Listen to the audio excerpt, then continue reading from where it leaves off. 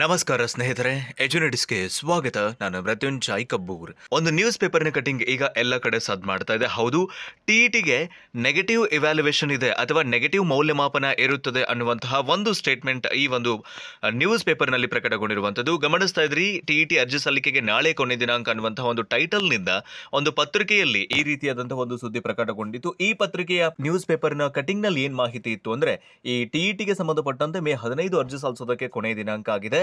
ಹಾಗೆ ಜೂನ್ 20ನೇ ತಾರೀಕಿಗೆ hall ticket ಅನ್ನ ಬಿಡ್ತಾರೆ. ಜೂನ್ 30ನೇ ತಾರೀಕಿಗೆ ಎಕ್ಸಾಮ್ ಅನ್ನ ಕೂಡ ನಡೆಸ್ತಾರೆ ಅನ್ನುವಂತಹ ಪದವಿ ಜೊತೆಗೆ BEd ಶಿಕ್ಷಣ ಪಡೆದವರು ಕೂಡ ಕೊನೆ ಕ್ಷಣದವರೆಗೆ ಕಾಯ್ದೆ ಅರ್ಜಿಯನ್ನು ಸಲ್ಲಿಸಬೇಕು ಅನ್ನುವಂಥ ಮಾಹಿತಿಯನ್ನು ಒಳಗೊಂಡಂತಹ ಒಂದು ಈ ನ್ಯೂಸ್ ಪೇಪರ್ ಕಟಿಂಗ್ ಅನ್ನ ಈಗಾಗಲೇ ಒಂದು ಪತ್ರಿಕೆಯಲ್ಲಿ ಬಂದಿತ್ತು. ಜೊತೆಗೆ ಇದಕ್ಕೆ ಸಂಬಂಧಪಟ್ಟಂತಹ ಫೀಸ್ ಬಗ್ಗೆ ಇರಬಹುದು, ಹಾಗೆ ಶುಲ್ಕಗಳ ಬಗ್ಗೆ ಇರಬಹುದು ಮಾಹಿತಿನ ಕೊಟ್ಟು ಕೊನೆಯ 2 ಲೈನ್ಗಳು ಈಗ ನಮಗೆ ಸಂದೇಹವನ್ನ ತಂದೊಡ್ತಾ ಇದ್ದಾವೆ. ಹೌದು, ಏನ್ ಕೊನೆಯ 2 ಲೈನ್ಗಳು ಹೇಳ್ತಾ ಇದ್ದಾವೆ ಅಂತಂದ್ರೆ, ಕರ್ನಾಟಕ ಶಿಕ್ಷಕರ ಅರ್ಹತಾ ಪರೀಕ್ಷೆಯ ಪ್ರಶ್ನೆ ಪತ್ರಿಕೆಗಳು ಒಟ್ಟು 150 ಬಹು ಆಯ್ಕೆ ಪ್ರಶ್ನೆಗಳನ್ನು ಹೊಂದಿರುತ್ತದೆ. ತಪ್ಪು ಉತ್ತರಗಳಿಗೆ ನೆಗೆಟಿವ್ ಮೌಲ್ಯಮಾಪನ ಇರುತ್ತದೆ ಅನ್ನುವಂತಹ ಒಂದು ಈ ಸ್ಟೇಟ್ಮೆಂಟ್ ಏನಿದೆ, ಈಗ ಬಹುತೇಕ ಎಲ್ರಿಗೂ ಕೂಡ ಒಂದು ಸಂದೇಹವನ್ನ ಮೂಡಿಸ್ತಾ ಇದೆ.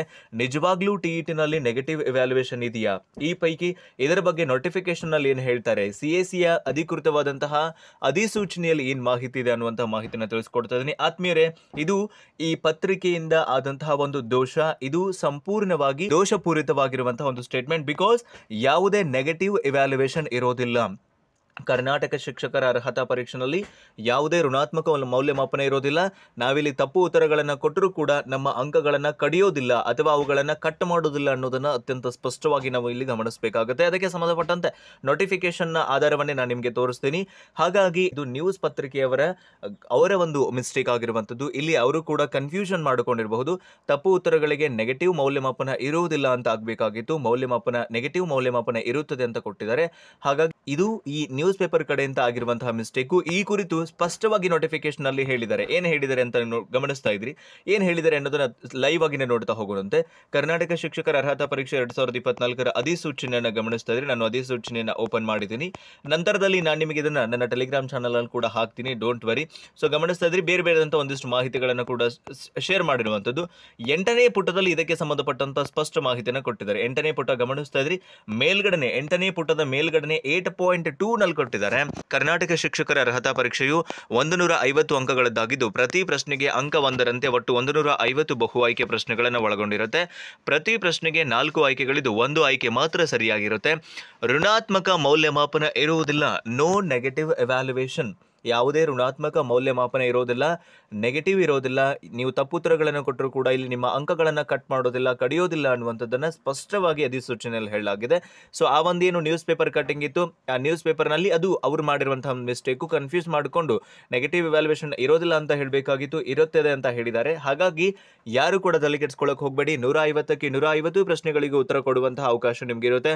ಕೆಲವೊಂದು ಪ್ರಶ್ನೆಗಳು ನಿಮಗೆ ಡೌಟ್ ಇತ್ತು, 50-50 ಇತ್ತು, 4ರಲ್ಲಿ 2 ಸರಿ ಅನಿಸ್ತಾ ಇದೆ, 2 ತಪ್ಪು ಅನಿಸ್ತಾ ಇದೆ, ಇದು ಸರಿ ಇರಬಹುದು ಅಂತ ಅನಿಸ್ತಾ ಇದೆ ಅಂದ್ರೆ ಅದಕ್ಕೂ ಕೂಡ ನೀವು ಉತ್ತರವನ್ನ ಕೊಡಬಹುದು. ಬಿಕಾಸ್ ಇಲ್ಲಿ ಯಾವುದೇ ನೆಗೆಟಿವ್ ಇವ್ಯಾಲ್ಯುಯೇಷನ್ ಇರೋದಿಲ್ಲ. 150ಕ್ಕೆ 150 ಪ್ರಶ್ನೆಗಳಿಗೂ ಉತ್ತರವನ್ನ ಕೊಡಿ ನೀವು 2 ಪತ್ರಿಕೆನಲ್ಲೂ ಕೂಡ.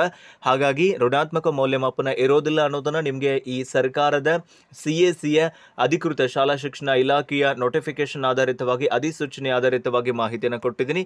ಸೊ ಈ ನ್ಯೂಸ್ ಪೇಪರ್ ನಲ್ಲಿ ಬಂದಿರುವಂತಹ ಒಂದು ಏನು ಪೇಪರ್ ಕಟ್ಟಿಂಗ್ ಇದೆ, ಅದು ಮಿಸ್ಟೇಕ್ ಆಗಿರುವಂತದ್ದು. ಸೊ ಅದ್ರ ಬಗ್ಗೆ ತಲೆ ಕೆಡಿಸ್ಕೊಳ್ಳೋಕೆ ಹೋಗಬೇಡಿ. ನೆಗೆಟಿವ್ ಇವ್ಯಾಲ್ಯುಯೇಷನ್ ಇರೋದಿಲ್ಲ.